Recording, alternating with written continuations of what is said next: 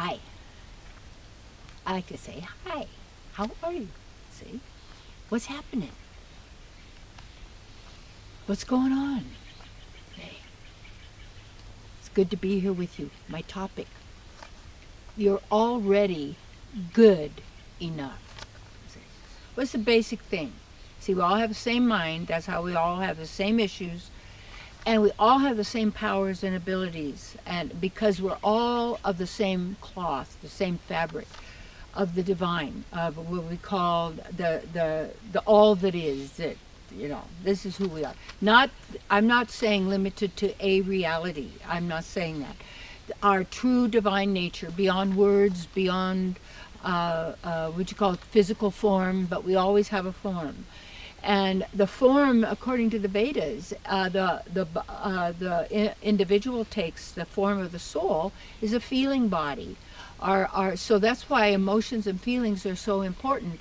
Feelings are those divine qualities of being, of love, of compassion, of generosity, of sweetness, of creativity. But emotions are when we get into relativity and we start then allowing ourselves to react to what's going on in the outer world as if it's happening to us.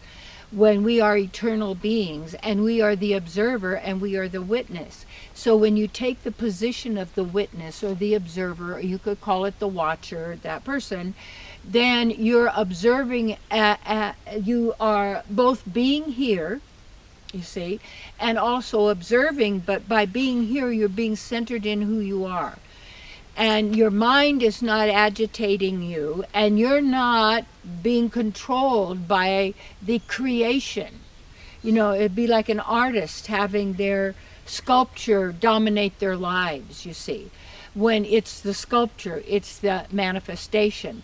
And it is a reflection or an outpicturing of our state of consciousness. And consciousness meaning whatever we know, whether it's true or not, and whatever we're doing with what we know, whether it's good for us or not, because that's just our state. So what we do is then we're the ones who are choosing. The only free will there is, truly, is whether you are honoring your inner self and the divine, which is for the highest good of all, always, or you're honoring the thought system, the belief system, what you've been taught, what you have man-made learning and education, all of this, and to actually be strong and be who you are, you have to first know that you're good enough.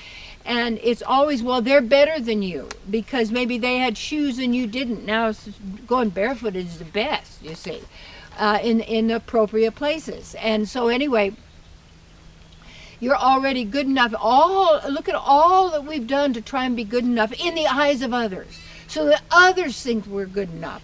And they're always trying to manipulate what they think of me and what they do. And you see, that's how, in a sense, when all of our reactions are recorded or known, then what happens in any relationship is then you're dominated or controlled by your own predictability rather than being in the moment of who you are.